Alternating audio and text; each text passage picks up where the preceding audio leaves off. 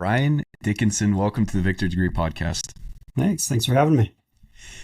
So, before we get into any of the details of your story, if someone is just clicking on this YouTube video, or maybe they came across, this in their Spotify feed or Apple Podcast feed, they're like, "Hey, this looks interesting. Let me check out this podcast." Why should someone stick around and listen to what you have to say?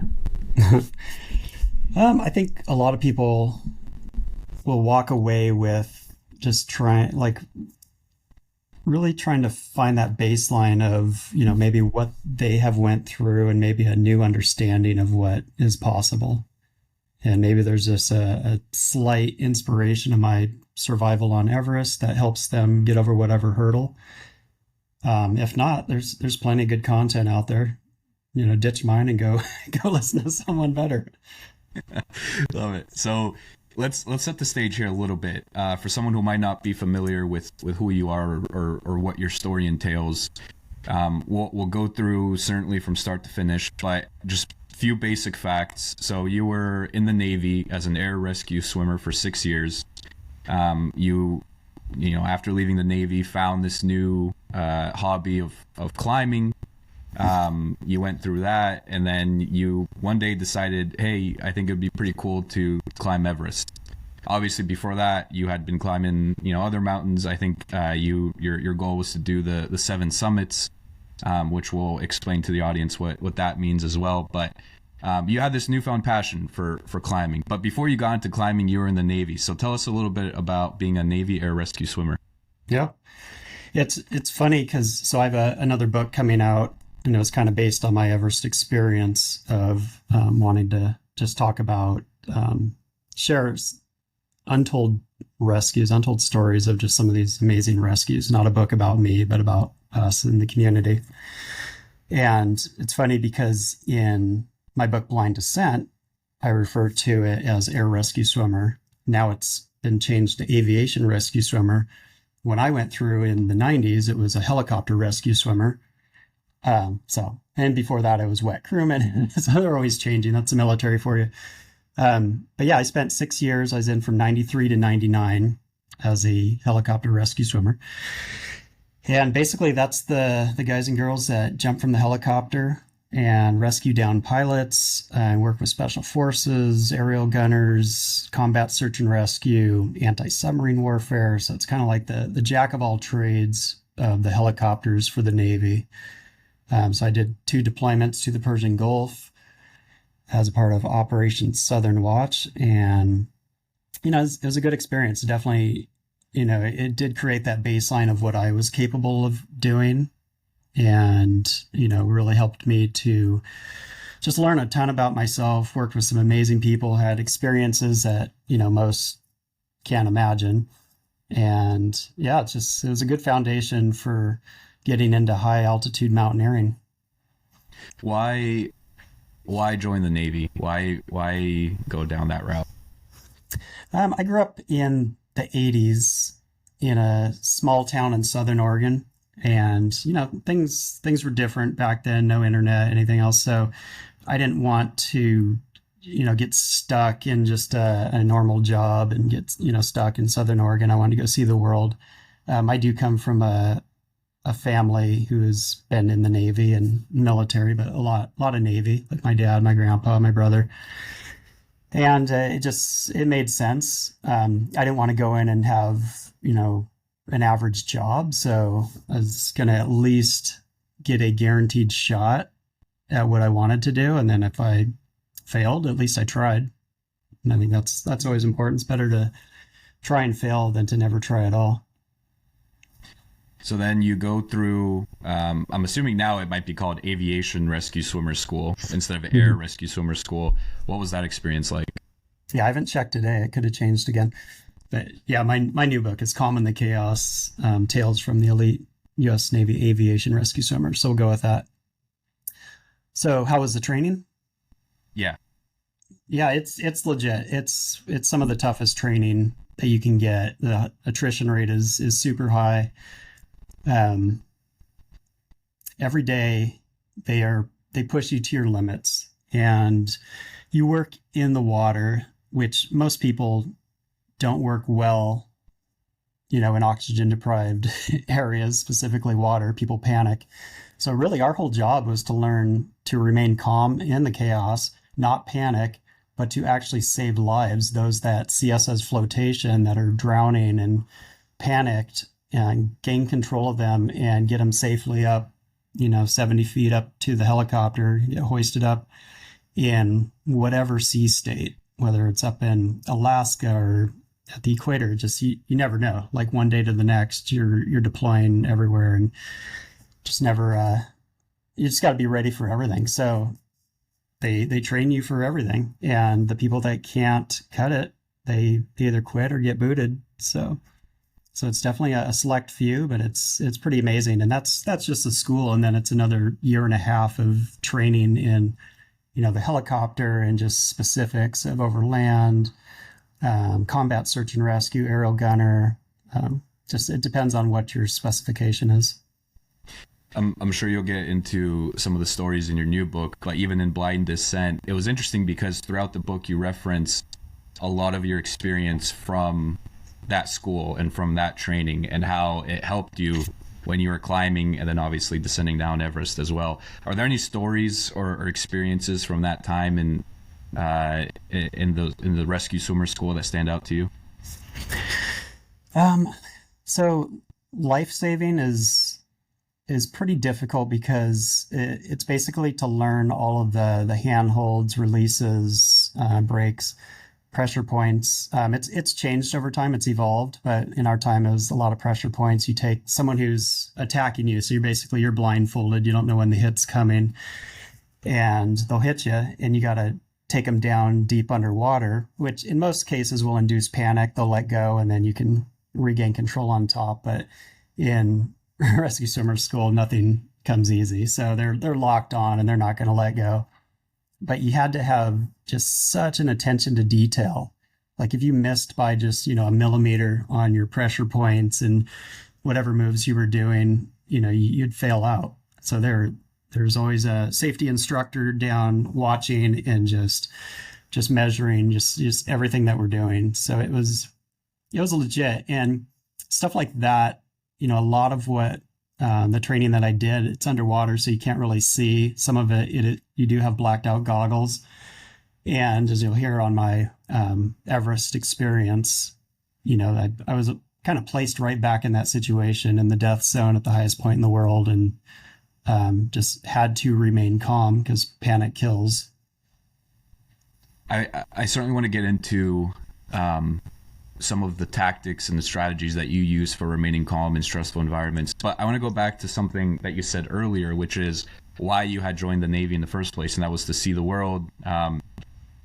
I could argue that there are plenty of options out there for people to see the world that does not include going through immense amounts of pain and really difficult training. So why put yourself through that? Was there something else motivating you to go through that pain and to stick with it?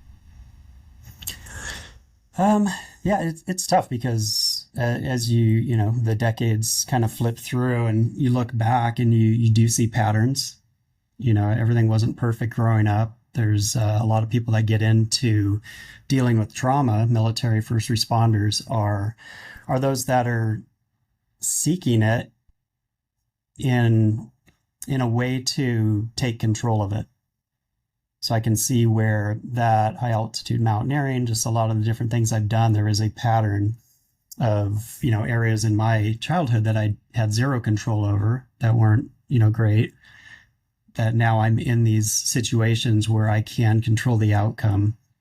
So I think I'm wired a little bit differently, but also, it's just childhood trauma and different things I either wasn't dealing with and needed to at some point, needed to go out there and, I don't know, just really test myself. What can I do? But, a lot of times we do things and we don't realize it until either we do, or you read a book or, something, you see a pattern, and it can be unhealthy. I mean, to a certain extent, but it's also just, it's how we grow in life.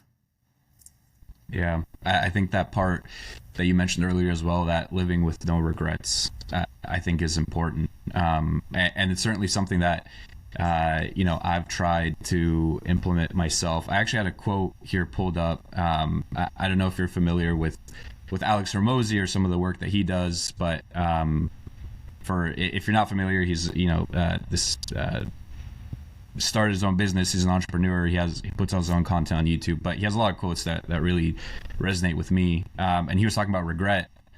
And it's this quote that he always references. He actually has up in his office, and it says, "Ask the girl, shoot the shot, launch the business, run the ad, quit the job, take the risk. When you're 85 years old and on your deathbed, you're not gonna wish you had fewer crazy stories." Yeah, so true.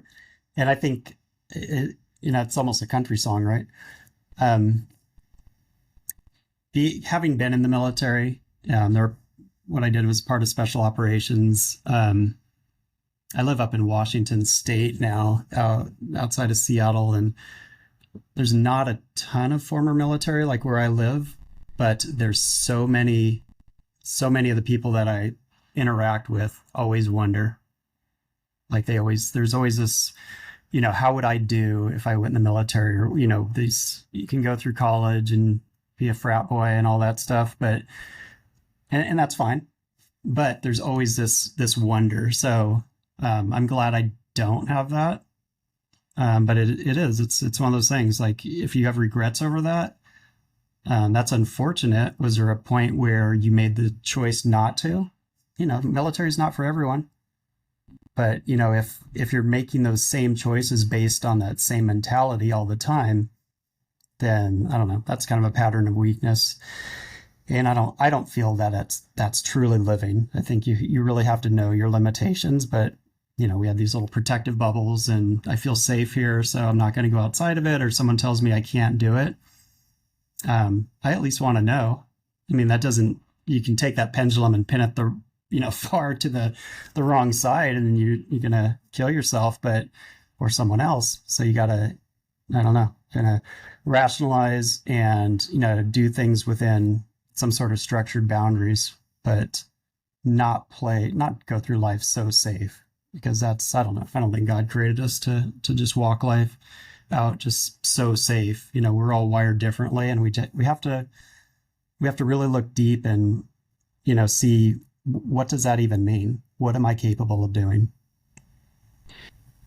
Let's talk decision making, because we've mentioned it a couple times, and how in life, we make decisions a lot of times without perhaps thinking them through, and a lot of times it's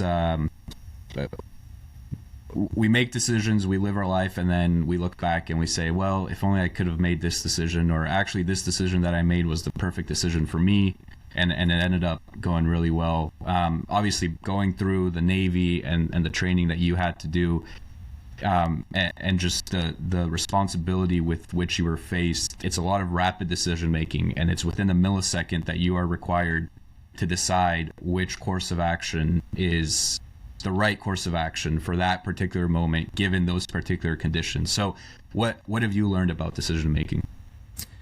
Yeah, and it's a great point. Kind of a good setup. And Malcolm Gladwell wrote Blink, which covers the adaptive unconscious, and it's the ability to really think without thinking, because you just have these slices of experiences to where first responders, a cop or someone can respond before things get out of hand.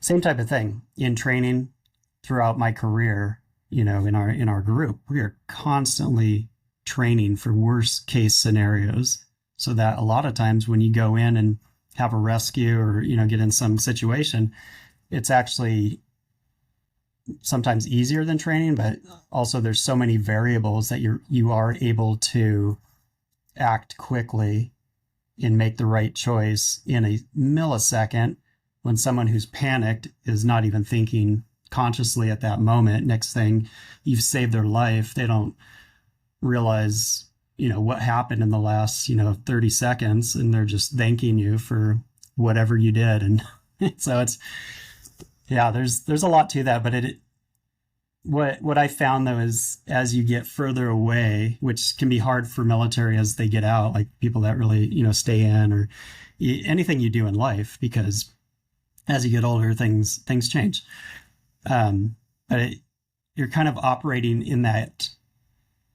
I don't know if you'd call it the green or the red, but you're always like you're heightened. You're ready to act at any moment. The further you get away from that, it does diminish.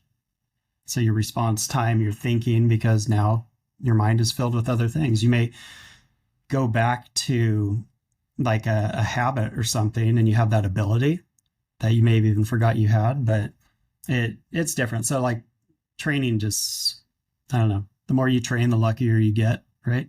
The more you study, the luckier you get on tests. So Did you, and the reason I bring this up, so actually let me give a little bit of a background. So we had Daniel Carcillo on the podcast, and I brought this up in another podcast. So if people have listened to the past couple podcasts, they're gonna be like, oh, here we go again. He's bringing it up again. But I think it's stuck with me because it's something that I've never thought of, and it's a fantastic point. So Daniel was a professional hockey player, won 2 Stanley Cups with the Chicago Blackhawks.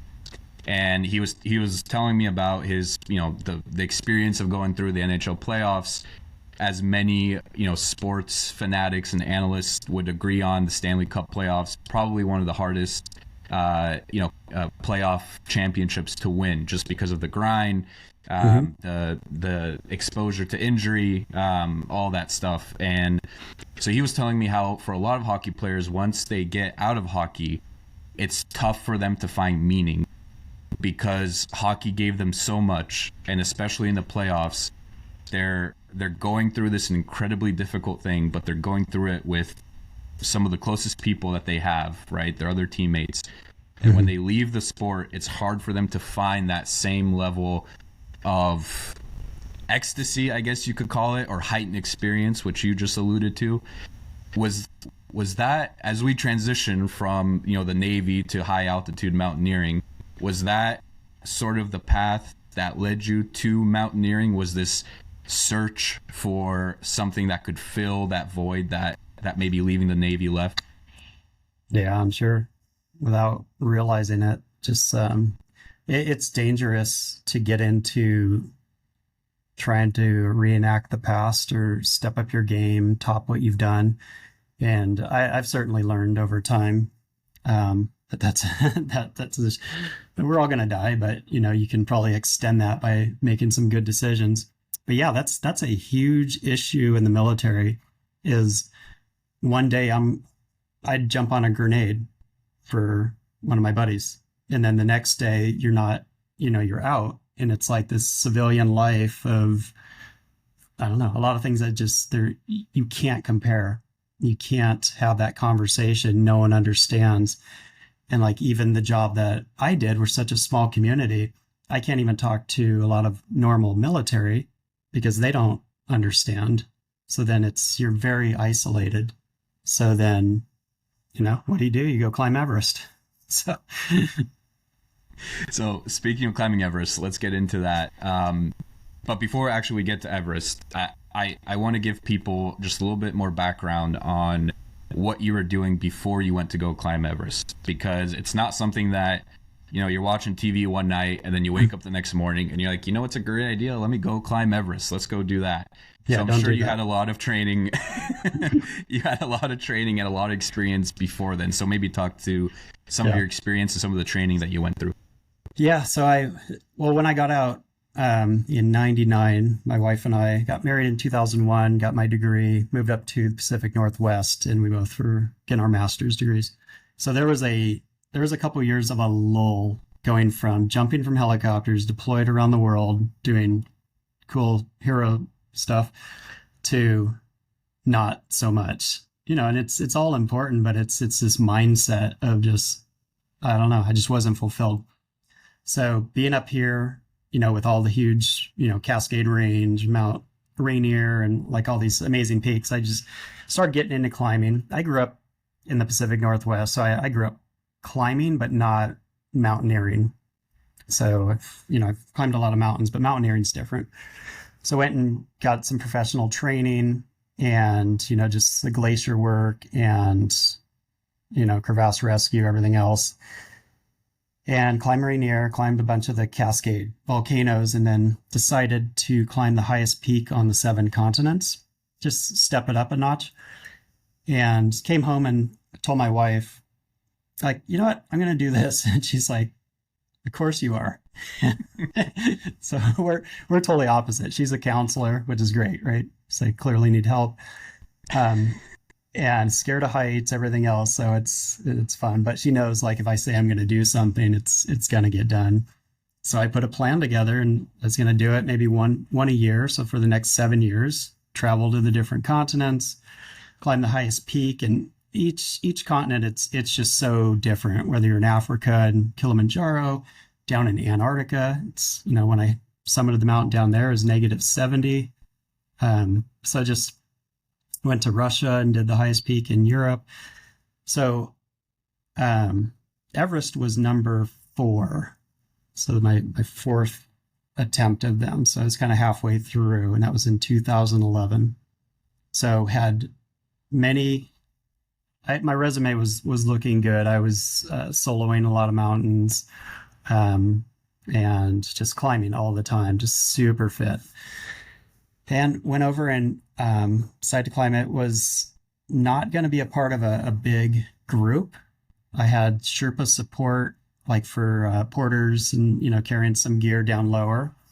And then I was independent. So I was pretty much by myself for a lot of the 2-month expedition. For people who might not be aware, what are Sherpas? Sherpa are the local people that live in Nepal and Tibet. So they live at altitude. Just amazing people. Just I've close friends. A climbing Sherpa that I climbed with on Everest. He's on social media. We're always interacting. Just they'll give you the shirt off their back, and they live very, very simple lives, and you can just learn so much from just being immersed in their environment. So super cool. Did you ever get any insight as to why they do what they do? Well, the world thinks they just climb, and that's a very small. Those are the rock stars. Those are the ones that they want to do that. Like that's total rock star material. So you see that some of the porters that are down at lower altitudes are carrying stuff, but a lot of them, it's to prove themselves so that they can get on the bigger mountains. But for the most part, they're farmers and, working whatever the local villages are. So they're just living life, just very, very basic, but just huge hearts. So you mentioned Everest was 4th out of 7. Any particular reason it was 4th? Was there any thought behind that? Nope. It's when you're climbing these major audacious goals, it's a lot of it's opportunistic. So it's not always easy. I was sponsored, and getting the funding, which being independent, it was pretty inexpensive, but still needed the gear and everything. So I was accumulating stuff over time and had an opportunity to kind of share some of the resources with a big climbing group, but I would still be independent. So it was a good opportunity, and I was able to do it. But yeah, it takes 2 months. So I took that time off. I was working at Cisco Systems at the time, and just took that time off and went for it. Before climbing Everest, from your prior expeditions, did you run into any sort of challenges? Was there ever a moment of fear that, this might be it? How were your experiences before Everest? The first of the 7 summits was Denali, and I went up there. I got pinned down so Denali's 20,000 feet. It's up in Alaska. It's a long ways, carrying 70 pounds in your pack and another like 50 to 60 in a sled for 15 miles just to get to like one of the lower camps. And then you start heading up higher. And we ended up getting pinned down at high camp at 16,000 feet for like a week. It was pretty brutal. One guy from another team went up. He got blown off the top. On our summit push, we went up and were searching for him. And to date, they still haven't found him. Like they had the C-130s flying with their IR looking for him. And so it was unfortunate. We had to turn back within 1,000 feet just because the wind was, you're so exposed up there. So came back down, and yeah, that's the first of a major goal. So it's like, okay, didn't accomplish this. I could have just threw it all in at that point and been like, all right, you know what, I'm done. But that's life. It's a stupid mountain. So, I mean, in the end, like, it's okay. I've actually climbed Denali 3 times and have never stood on top. So I've climbed all 7, but summited 6, been within, looking distance up high 3 times, snowboarded it once, actually. But it's just one of those things. I think that's a part of my story as well, is, making good decisions and just acknowledging that, honestly, it's a mountain. It's not worth dying over, and it's not worth just going after year over year until something bad happens. Like I've had more experience on that mountain than most guides. So let's get into, because I certainly didn't realize the logistics behind climbing Everest. And when I say that, I mean a lot of the stuff that happens before you even get to Nepal. And so in the book, you mentioned some of the costs and all the gear that you had to pack. Could you give the audience an appreciation for how expensive is it really to go climb Everest? What type of gear are you carrying along? How does that planning look? Yeah, I don't know what it currently is, but yeah, it's a lot leading up to it. Like for someone who's adventurous and wants to just, get there and, do the actual climbing and experience, like there's a lot, especially if you have a family, right? So you gotta, if you're, taking care of the bills and everything else, so getting that all in place. Created a scavenger hunt for my kids. They were really young. So every day I had a buddy text like clues. So they'd run around and look for notes or little gifts and stuff. So just, making sure I was present while I wasn't present as much as I could be. I mean, that was really tough. But yeah, just getting all the gear. I mean, if you go through multiple different like climate areas, up higher, you need the full down suit, which can be like over $1,000. So again, I had sponsors, so helped out with that. Some high altitude mountaineering boots, the crampons, which are the spikes that go on there, ice axe, harness, helmet, all the protective gear. And then just getting, just so people that don't know Everest stands at 29,035 feet. So it is, the same height as major airliners cruise at. And just to get to base camp, which is at 17,500 feet, it's 38 miles on foot. So it takes about a week and a half after flying into Kathmandu and then flying a plane on the side of a mountain called Lukla, and then on foot for like a week and a half, just acclimating to get to 17,500 feet. And just for reference, here in the US, the highest peak on the lower 48 states is like Mount Whitney in Rainier, which is 14,500. So Everest Base Camp is 3,000 feet higher than our highest peak. And that's just base camp. So I'm jumping ahead. So I'll let you hop in. No, what? So I was thinking, because another thing that I learned from your book, by the way, if you have not read Blind Descent, highly recommend. I was joking around with Brian before we got on this podcast. I read it in like a day and a half, couldn't put it down. It's truly a remarkable story, and a big reason why I wanted to have Brian on the podcast. So Blind Descent, Amazon, wherever you buy your books, 100% recommend.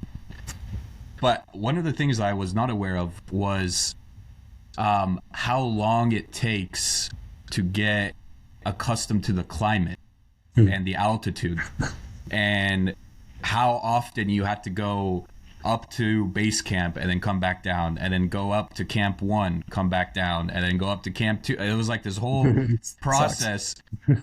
I bet we'll get into that, but for me, again, not being familiar with Everest, as I'm sure most people who actually haven't, unless you've done it, you might be familiar with how it works. But I was amazed at how long and how arduous that process seemed. Yeah. So at 29,035 feet, so there's only a third of the air. at the top. So in the death zone, anything above 26,000 feet is the death zone. You cannot survive up there for long. If you cut your finger, it won't heal. It's brutal. But before you even have a chance to even get close to that, you have to acclimate. So if you were to pluck your body, where are you at right now? I'm in Orlando, Florida. So Okay, perfect. Sea level. Sea level. If you were to pluck your body, even mine, from where we were at, put you on the summit, you'd pass out and die. There's not enough air, you can't survive. So what you have to do is acclimate. So the acclimatization process is where you climb high and then come back down and sleep low. That forces your body to produce more red blood cells, which carry oxygen. So then after each time, you're just kind of like inchworming up. Your body is fully acclimated to where you can survive up higher without supplemental oxygen. And even with you can go up, with or without.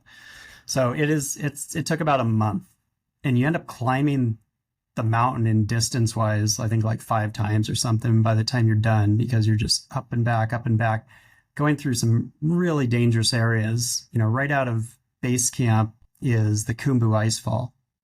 And that is a couple miles of just building sized blocks of ice that are continually shifting and falling. So that's where you see a lot of the aluminum ladders that cross the crevasses that are tied together. I forget, I was counting them as we went through. It was like 30 different ladders, different sections. So you get pretty good at it, but you never want to be complacent.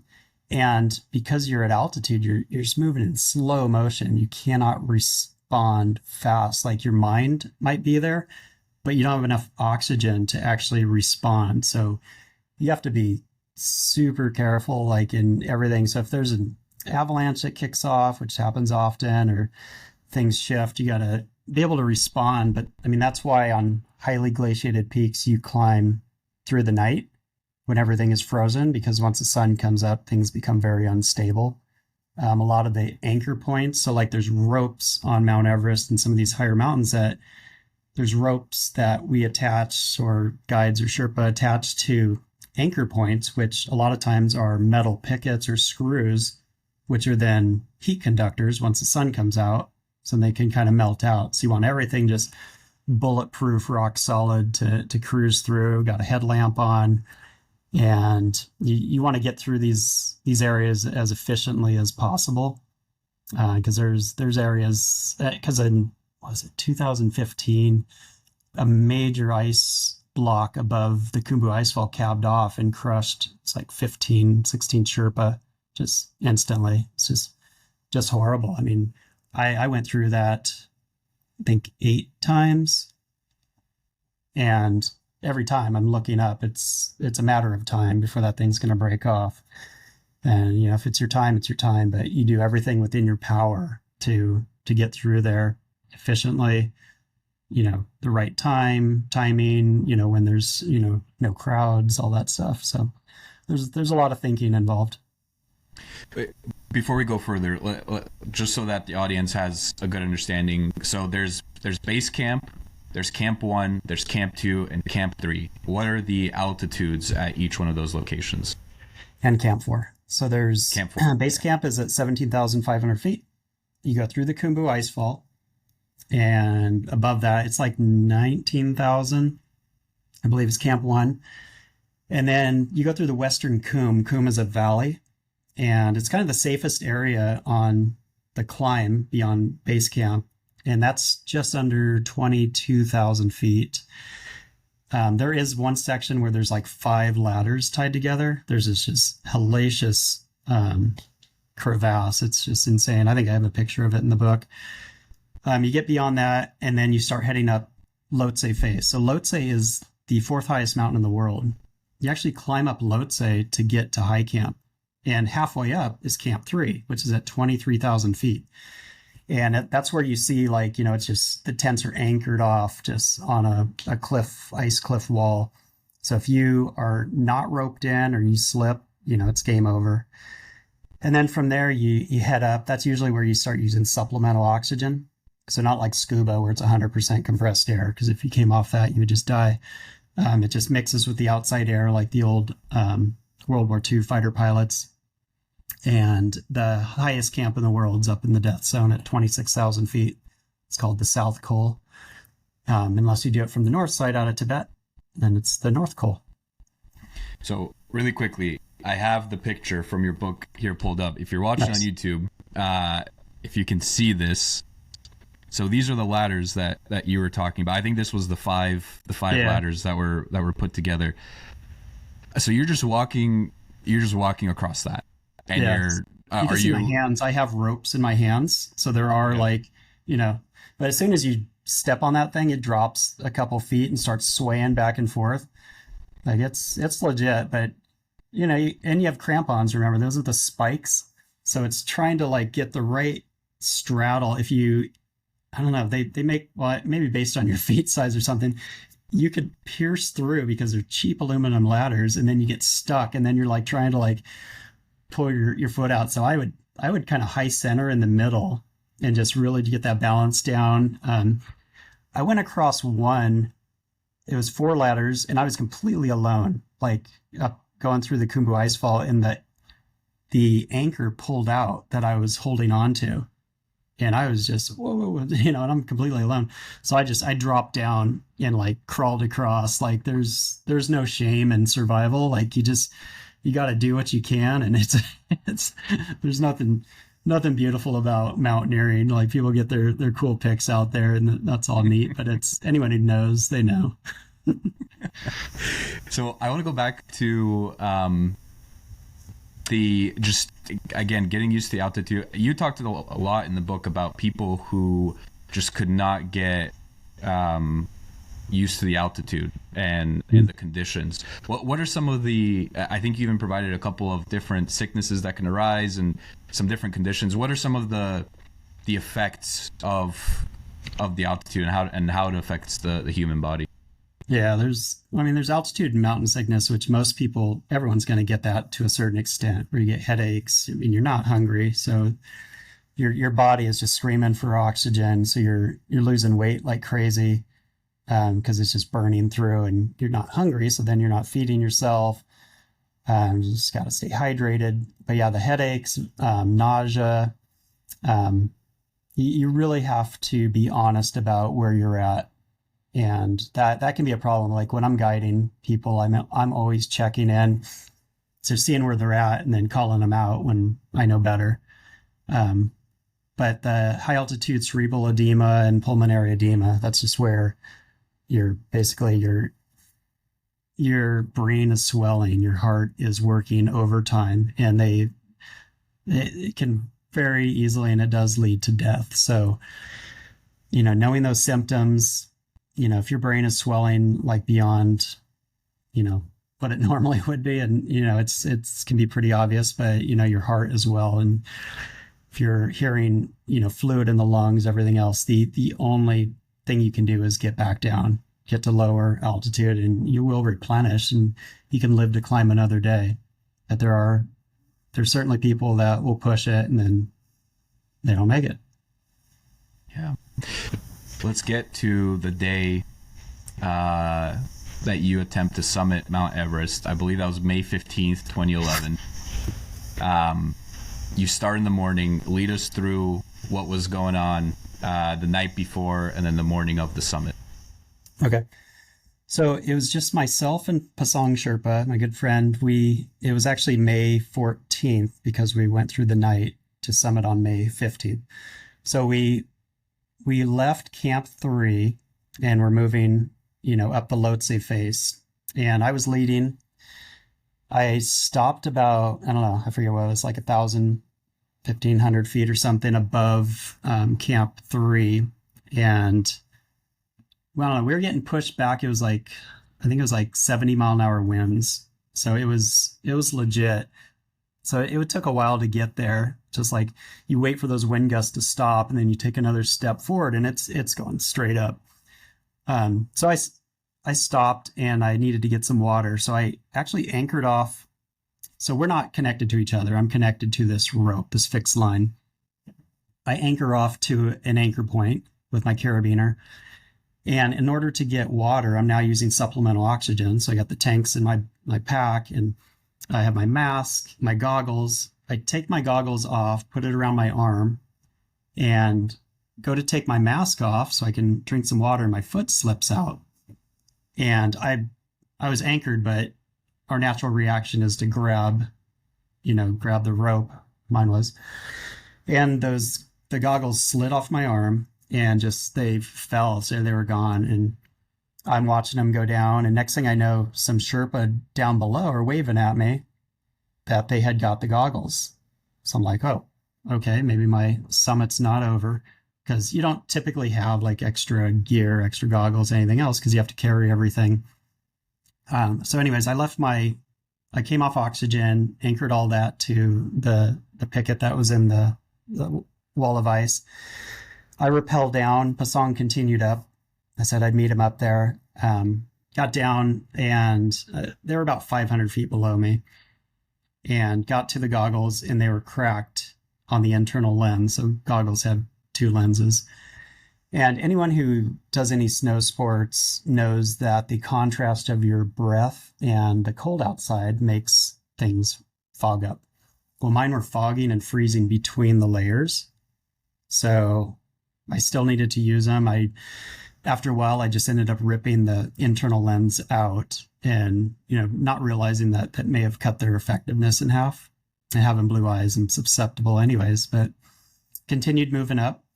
Made it to high camp, found Pasong in our tent, and we just kind of relaxed for a little bit because it was in the early afternoon, and we'd be leaving around like 8 or 9 p.m., like after the sun set. So we'd climb through the night, hope for a summit as the sun was rising around that time. And we had to triangulate the weather, make sure everything was good. From like Sweden and Seattle, and like everything looked good. There's going to be 50-mile-an-hour gusts like later in the next day, which is totally fine because you should be down by then. And we made the determination we're going to go for the summit. And he's a young guy, has 2 summits already, so he's a good decision maker, and we both agreed on it. And we laid there and tried to get some rest, which is completely impossible. You're all just jacked up and ready to go. So as soon as the sun set, we got our crampons on, got all our gear ready to go, and we headed up and just slowly making our way up. And I don't think we realized at the time that we were the only 2 people going for the summit from either side. No one from the Tibetan side, and we're the only ones on the Nepal side, which is very unusual. So on Mount Everest, there's only a couple days out of the year that you can actually go for the summit, because it's so high up there. It creates its own wind patterns, and you kind of wedge these open weather windows between monsoon season. So to have it to ourselves was just, you see these pictures of like traffic jams and everything else. It's like that was not our experience. So it was quite a blessing to have that. So it's pitch black. Got my headlamp on. We're cruising up, and I start inching away, and eventually get to the halfway point, which is 27,500 feet, halfway between high camp and the summit. And Pasong was nowhere to be seen. He was just falling back. And I sat there for about an hour, and just a amazing experience in itself, because there was like an electrical storm like miles out way below me, and just like watching that and trying to like capture some video of it. And just eventually Pasong showed up, and I'm like, hey dude, what's going on? He's like, I know, feel good. And I'm like, oh man. He's like, I ran out of water, so I gave him one of my extra bottles. Takes a sip and just throws up. I'm like, dude, keep it. And at that moment, we had this like serious conversation, because it's like, okay, you're clearly not feeling good. Do we need to go down? He's like, no. I needed some water. It's like, we'll head this way, and then we'll head up. He's like, I know the route. So I'm like, okay. So in a lot of things in life, you live and die by the decisions you make, but you make those decisions based on the information you have. So you can question after the fact. That's totally fine. But my rule is, if I'm not there, I'm not there. I don't have that information. So in that moment, everything was okay. We continued moving up, and about 28,000 feet when he tapped out. This is right before things get a little more technical. So this is where a very serious conversation took place. And he's like, no, you go. It's like, the weather's good. You're strong. I'm okay. I'm going to wait back at the balcony. I'll leave an oxygen bottle here. You get it on the way down. And it was as simple as that. He turned and he just took off. And I turned and started heading up the mountain. I didn't realize he was going to eventually go all the way back down to high camp. But if that's what he needed to do, then it's all survival up there. So I felt good. I felt strong. I started climbing up the South Rock Step, which is it's a rock face. Down at altitude, it'd be easy. Up high, everything is hard. Trying to like wedge a point from a crevasse or from a crampon into a like a crack in the rock. And then wedge yourself up with this Jumar device, which has his backwards teeth and kind of holds me in place. Every move it's a lot of work. And I got about halfway up there and I look out to my left and captured one of the most amazing video and just moments of my life. Above 28,000 feet, there down to my left, there's a perfect pyramid shadow cast down on the top of the Himalayas. So the sun is rising from the highest point in the world, casting that perfect shadow. And I'm the highest person in the world in that moment, trying to process all of this. It was just, I'm still like, I can watch that video now and it's amazing. You don't get those moments very often or ever. But continued up, made it to the South Summit. And then the South Summit kind of drops back down, which sucks because you're going to have to hike that up on the way out. But went to Hillary Step, which is a 40-foot rock climb, which is usually a point of contention because there's one way up, one way down. So if you have multiple climbers, you got to wait. And that's where you see some of the lines. Well, I just bounced up that. Got to the top. The last section is this Cornice Traverse, which is a 2-mile drop on each side of you. So literally like a 1.5 feet across, 2 miles on your right into Tibet, 2 miles on your left into Nepal. So just slowly made my way. And at that point, you can actually see the true summit. And it's just a bunch of prayer flags. And, there was a couple like yellow bags full of extra rope and stuff. And it still takes quite a while. It's like 5 seconds between every step, but just eventually pierced the top of the highest point in the world. And it's a lot to take in just to process in that moment. Just that it hurts to cry and just like there's so much emotional just release. I'm still processing to this day. One of the more interesting parts of your book was when you reached the summit. In your own words, you almost had this feeling of, okay, well, what now? Because you knew you couldn't stay up there for too long because you had to make your way back down. And it was almost, you had been training your entire life for this. You had gone through hell and back the last couple months, not only with, the difficulty of the actual climb, but from being away from your family, from your wife worrying, from your kids worrying, is daddy going to make it?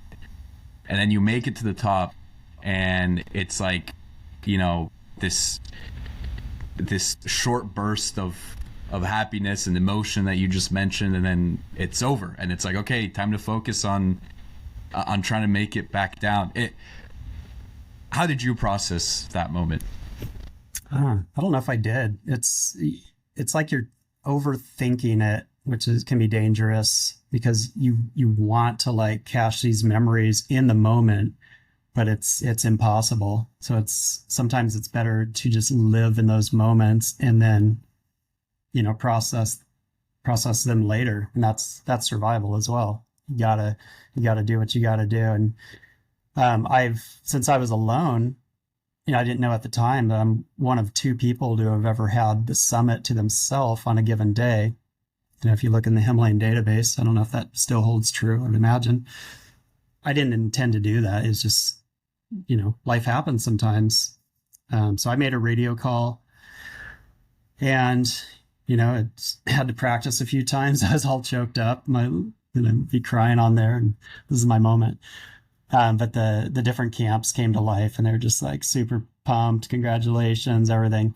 A guy that I was sharing resources with was basically a day behind. He was at Camp 3, came on, and he's like, congratulations. He's like, you guys be careful on your way down. Give me a call once you're past the South Summit. And I realized at that moment that no one knew I was alone. So I said, that's cool, but Pasang went down over an hour ago. He's like, whoa, you're alone? I'm like, yep. He's like, okay, be careful. Excellent advice. I talked to them later. He turned to Lakpa Sherpa, who he was climbing with, who had 5 summits at the time, successful summits. And he's like, how long is it going to take Brian to get down? It's like, oh, Brian, because he'd been climbing with me for the last month.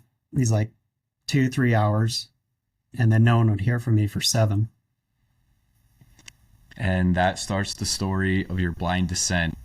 Before we get into that, though, I know this is an impossible ask, but just the views from the summit, just as best as you can, paint us that picture.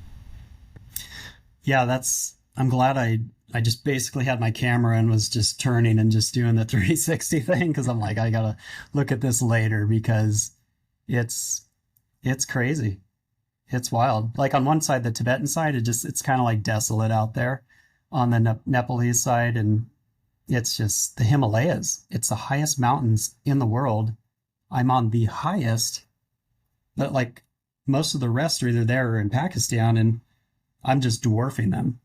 And I'm looking down on them, and it's amazing. Even like peeking over on the Tibetan side, seeing if anyone's coming up over there, and not getting too close to the edge. And there has been people that broke through a cornice, and what a cool way to go. I mean, you're gonna fall for 2 miles. Like, if you gotta go, I guess break through. But yeah, I was pretty cautious, and it's tough. It's amazing.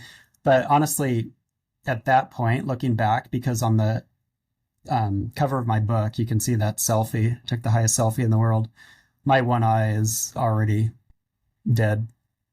So I'd imagine, not knowing at the time that I was, looking through, just partially one eye that was still functional.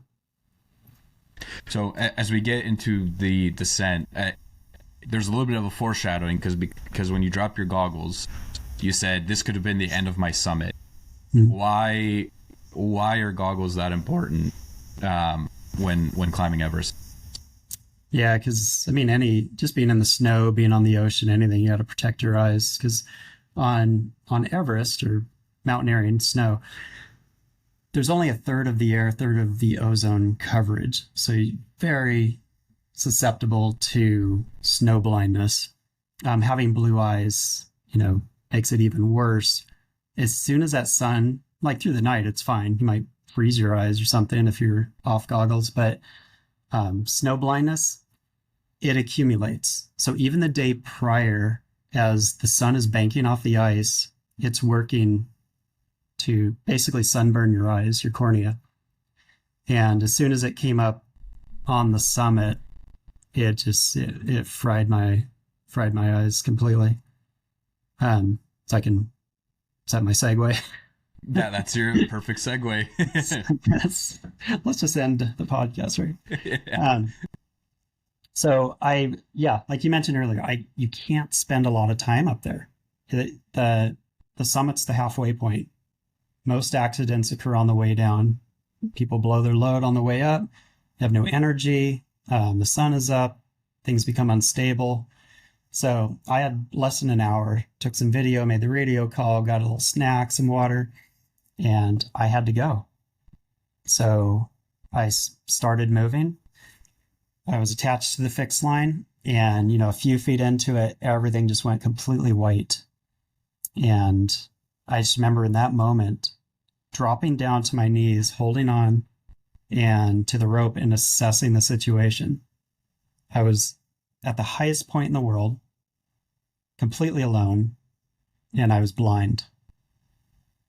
And without overthinking it, I remember I stood up and I started walking, just slowly, slowly. So because of the goggles, because of the sun banking off the ice, I went completely snowblind, fried my cornea.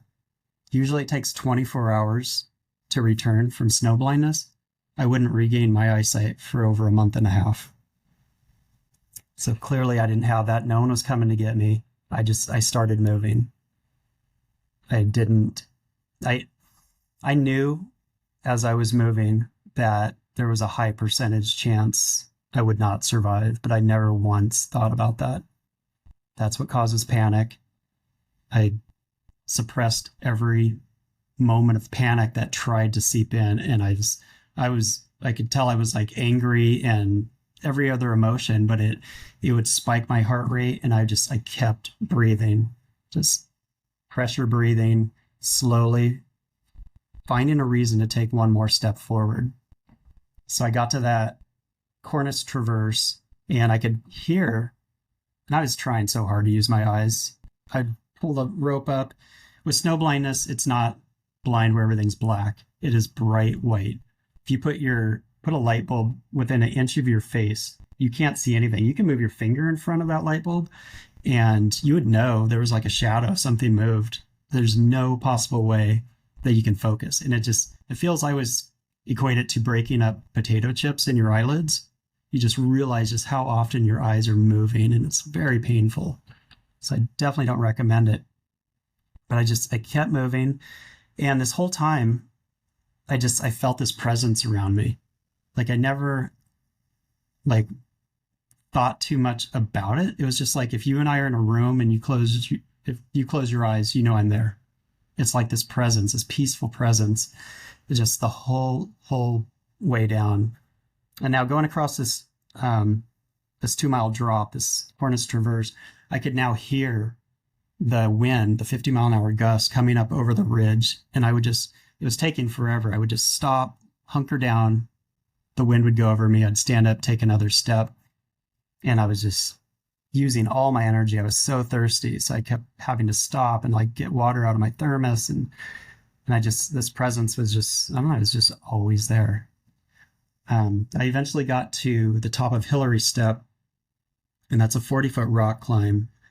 And I reversed my gear and rappelled down. I remember just slipping. My crampon slipped on the ice and just kind of pendulumed. I hit the rock and hit it hard and went down at the base and was just kind of laying there all sprawled out, and did a self-assessment to see, okay, am I broken? And I was fine. And I was grateful in that moment. After that, I had to climb back up the south summit to get to the other side. And it was a lot of work, but something about going uphill, if you fall forward. There was some safety in that. Got to the top. Again, still felt this presence, stopped, got some water, and put my gear back, took a step off, and I just heard that pop. My crampon just went flying, just came off. And it's like one thing after another.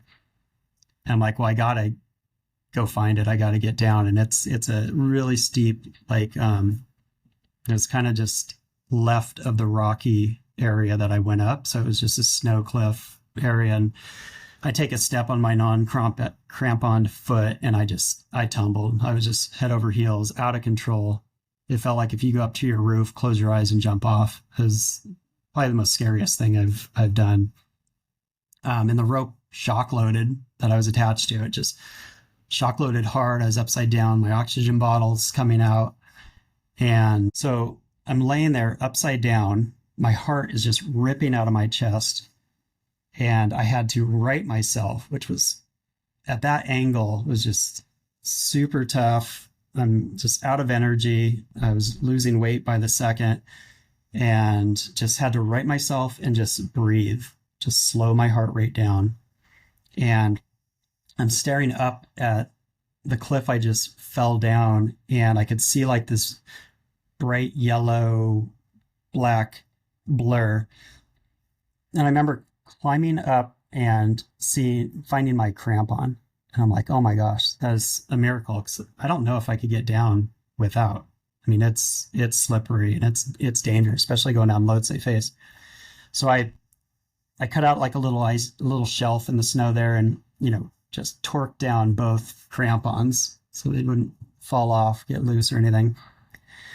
And I'm like, well, I just fell down this. I'm going to side traverse over to the rock and try to get down that way. And within a step, the whole earth just came out from underneath me, like a slab avalanche. So a layer of the snow. It's just warm out now.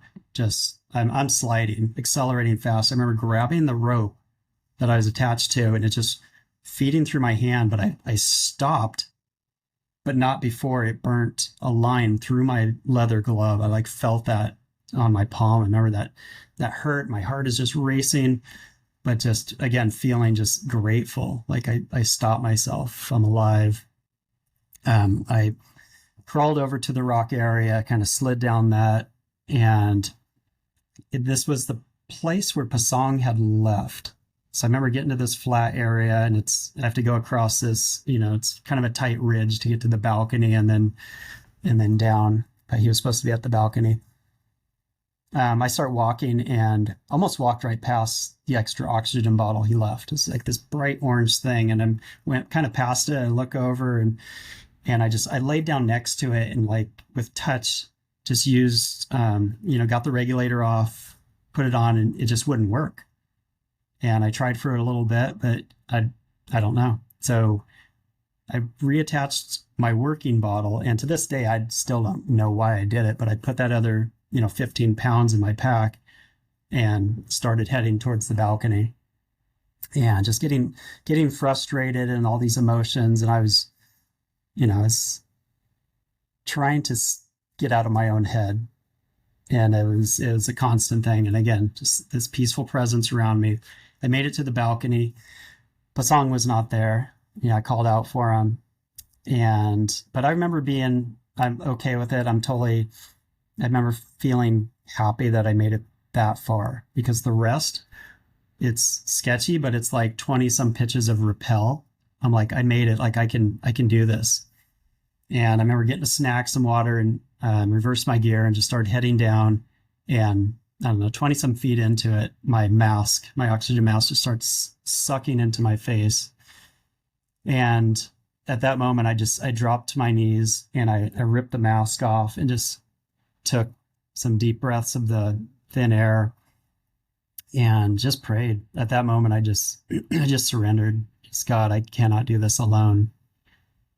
And what's just blew me away is at that very moment around the world, like my wife was at like a scrapbooking convention, middle of the night for her. She felt the need to wake up and just pray for me. My good friend did the same. People I didn't even know that just knew I was climbing reached out like months later and told me like they felt this need, this urge to pray for you. And at that moment, when I prayed, I had been climbing for over 30 hours, like 33 hours from the day prior to that point, completely blind, now out of oxygen. Typically, if you run out of oxygen, you're not going to make it. And at that very moment, I witnessed a miracle. It felt like somebody reached down and lifted me to my feet. And I had this unexplained energy. It was like instantaneous. First thing I did was try the other oxygen bottle, and I got a positive flow. And I remember taking like 5 deep breaths, and the pain, I've never experienced like this, the pain of the life re-entering my body. It was like fire down through my veins. Like I could just feel it. It hurt. And I put my other oxygen bottle back, the empty one, in my pack, and didn't overthink it. Just started rappelling down as fast as I could, which is still super slow, but try not to like catch a crampon and fall, coming in and out of the anchors, using touch, using sound. and got down to the last quarter mile, this area called the Ice Bulge. And I remember just stopping and looking out and just wondering, like, did I die? Like, I remember thinking, like, if this is heaven, this sucks. And out of nowhere, never saw him coming, Pasong just hugs me. He's like, Brian, you alive? And he had walked the quarter mile out, saw me. He's like, your eyes no work. I'm like, no kidding, dude. He's like, I'm so sorry I leave you. And I'm like, no, don't worry about it, dude. And I'm pretty chill. So he helped kind of guide me back. I'm tripping over rocks and everything, got into the tent. And Everest is funny because you got to prove that you've summited. So I like throw him my camera. He's looking at it and everything else. And I pretty much just laid down and I think I slept for like 15 hours straight. My eyes were glued shut. I'd lost 20 pounds in that time frame. And I kept, in fact, I think in the book too, I have a picture. I kept waking up and like taking selfies, and it's pretty disturbing. Just, I think even if you haven't been snowblind, but for me to look at them, it is. But still had to get down the mountain. So the next day, had to get down Lhotse Face. And that's where I called my wife for the first time. I had someone had a sat phone and called, and she had already heard that I'd summited, but had no clue about everything. And I just remember just, in and out of tears, just stop talking for a sec. Like I soloed the mountain and I'm blind. And then the phone cut out and I couldn't get her back. So it's like I own the highest selfie and the worst phone call in history. So bad. But the next day I got through the Khumbu Icefall, which is just insane without vision, and going across the ladders and everything. And but I was able to call her down at base camp, and they made the Sherpa down there made a big summit cake for me. And I spoke to my wife Joanna for like an hour, and yeah, I just went through it. And I still had to get out 38 miles to get back to fly out to Kathmandu and then back around the world. So yeah, it's literally a blur. Just grateful to be alive. I don't even know where to start. But I guess we'll start with this. One of the most maybe overlooked, I certainly overlooked it, but after reading through the book and now listening to your story again, the importance of staying calm. Because it's one thing to be panicked in Orlando at sea level. It's another thing to be panicked on Mount Everest at 29,000 feet. Because you don't realize that if your heart's beating faster, you got to take in more oxygen. It's all these adverse effects that you normally don't think about. But certainly up there, it makes a world of a difference. So what were some of the things that you were telling yourself to be able to remain calm and keep your heart rate down? A lot of it is you can get into, this certain mindsets. If you're fixed that you're going to die, you're going to die. And honestly, it would have been very peaceful to die up there. I think you close your eyes and, there's 300 bodies on Everest. And I think for a lot of them, it was probably peaceful. You reach that point. And I knew there's 99.9 whatever % chance I would probably not survive.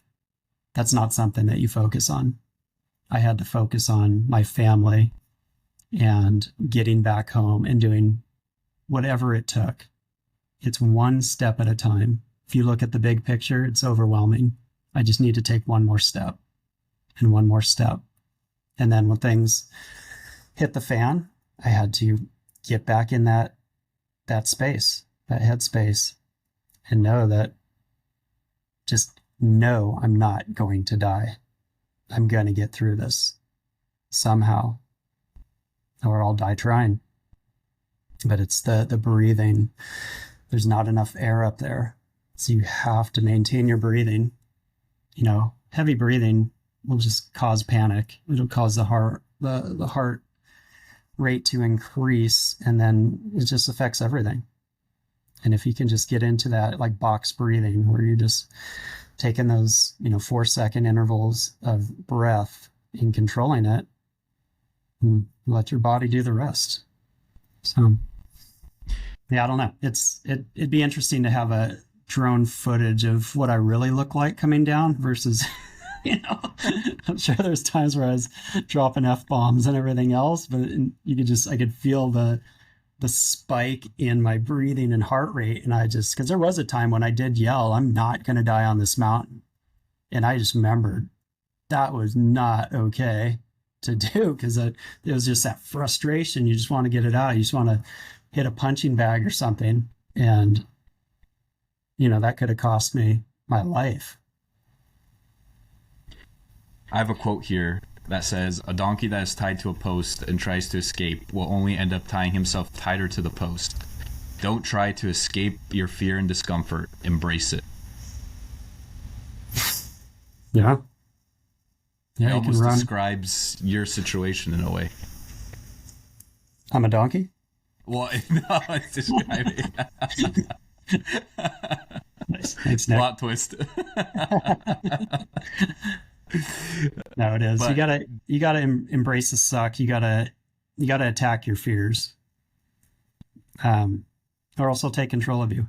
And there are plenty of fears out there that are debilitating. That panic causes paralysis, and if you're paralyzed, you can't do anything. So you got to get out of that. If you're accepting death because you're scared, I guess you've accepted it.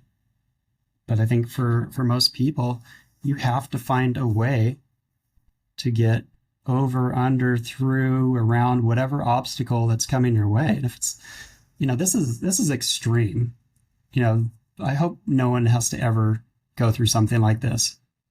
But when I got back, and for the past 10 plus years, I've done motivational talks to large groups, and the question always comes up of how didn't you panic? And I was trained to never panic for my job in the military. That's you can't do that job if you panic. You are literally remaining calm in the chaos to save lives, people that are panicking. And that's actually why I wrote the next book, because I thought maybe people can get something from the aviation rescue swimmer community. What's different from us, that we're jumping from a perfectly good helicopter, potentially in a war zone, to rescue someone we do not know, someone who's actually probably trying to kill us inadvertently. How do we remain calm in that worst case scenario? People are panicking in their lives, whatever, finances, relationships, health. If you can abstract like an element from, what makes us different, great.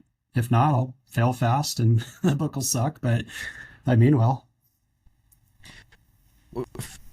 As we wrap up the conversation, what do you think is the number one reason that most people hold back on their dreams and their goals? You talk about fear.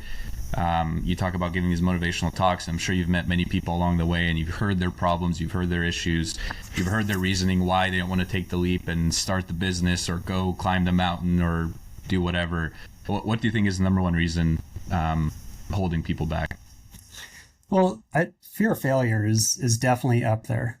Like, people would rather, than learn from I've learned so much more from my failures than any successes. Successes, they blur together. There's tons of them, right?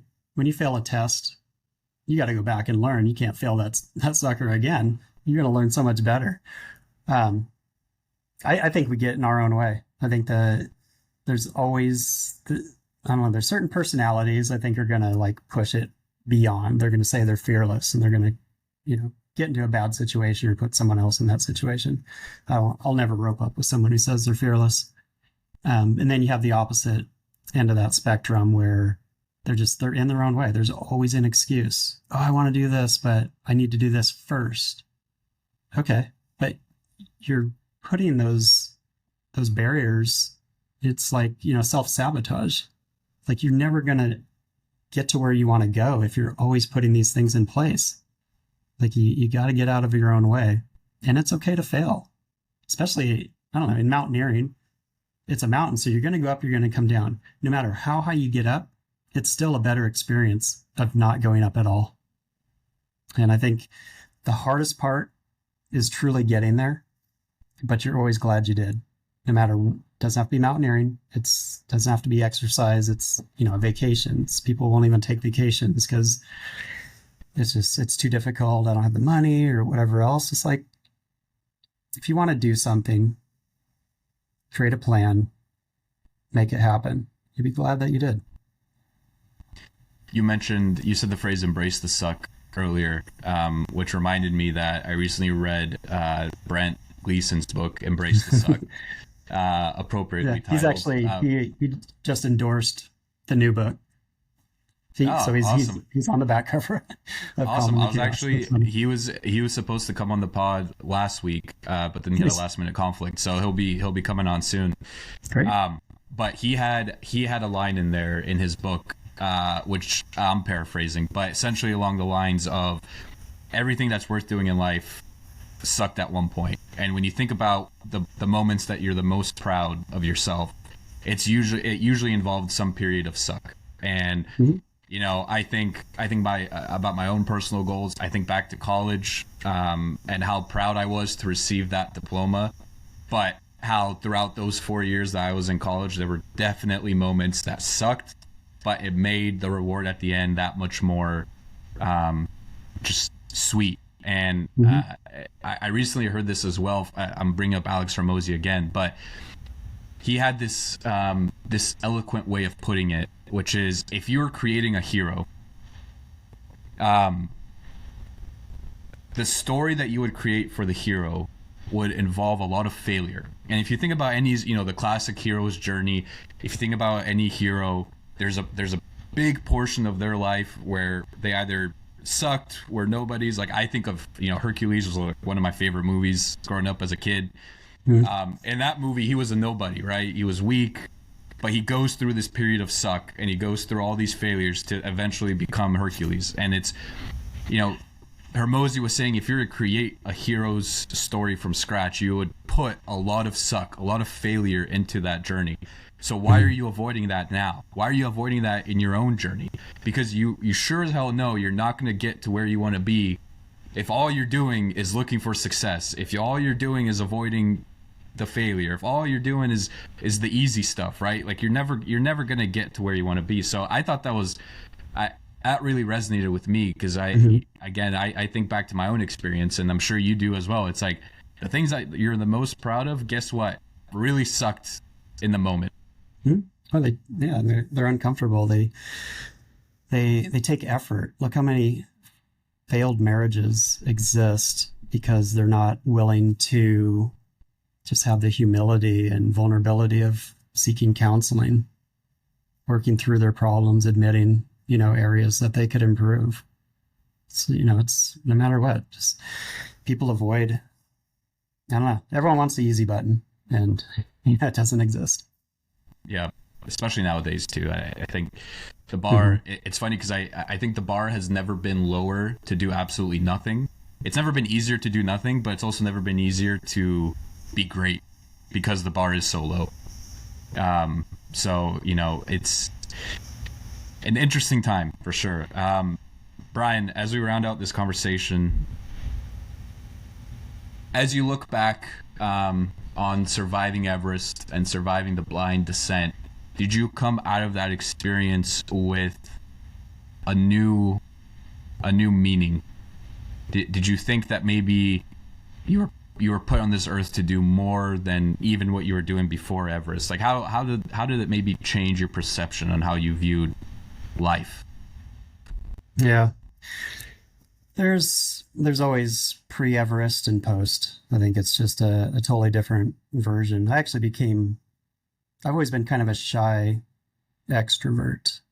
So if I get to know you, then I'll open up. Otherwise, I'm just kind of a listener, thinker. And then this made me even more so, like, put the spotlight on me to where, no one can relate. People actually treated me weird, almost like I had a disease when I got back. Like, if you've survived something that you can't experience, And I don't know how much of that I was putting out versus how much people were treating me.